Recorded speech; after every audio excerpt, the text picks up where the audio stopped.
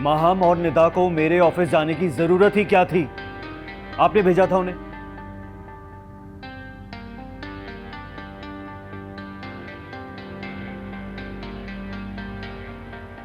तुमसे कहा भी था कि अम्मी को बता देते हैं, खैर नहीं हमारी। चलो अब की कमी रख ली थी।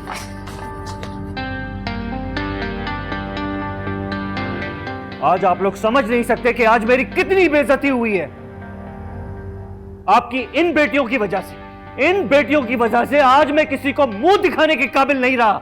बेटा मुझे तो पता ही नहीं ये दोनों कब गई हैं। अगर मुझे पता होता तो मैं इन्हें कभी भी ना जाने देती। यही तो मसला है अम्मी जी, यही तो मसला है कि आपको कुछ पता ही नहीं होता।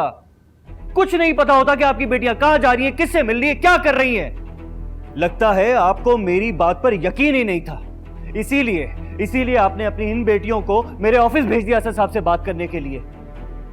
इस तरह कोई अपनी बेटियों को इस्तेमाल करता है अम्मी जी, इस तरह। इन्हीं हरकतों की वजह से उस शरीफ आदमी ने इस रिश्ते से तो इनकार ही कर दिया। नहीं दूल्हा भाई, ऐसा कुछ भी नहीं है। तो फिर कैसा है? कैसा है बताओ मुझे। अम्मी जी आपकी ये बेटियां सिखाएंगी कि कैसा है?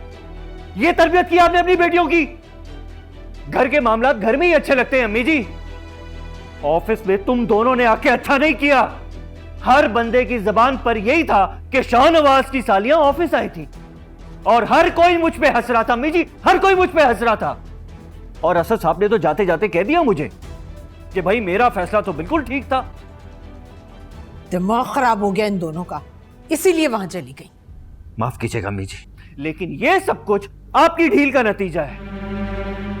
अभी तो इन लोगों की वजह से सिर्फ मेरी बेइज्जती हुई है, आगे तो पता नहीं इनकी वजह से क्या देखना पड़ेगा, क्या क्या बेइज्जती बर्दाश्त करनी पड़ेगी। और तुम दोनों आई क्यों थी ऑफिस? ऐसी क्या इमरजेंसी आ गई थी जो तुम्हें ऑफिस जाना पड़ा मेरे? जवाब दो ना।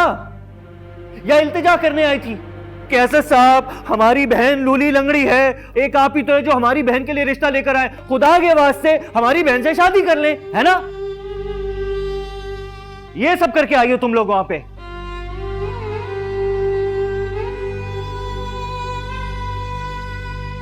मैंने असद साहब से बात कर तो ली थी अम्मी जी, फिर इनको वहां जाके भीख मांगने की क्या जरूरत थी?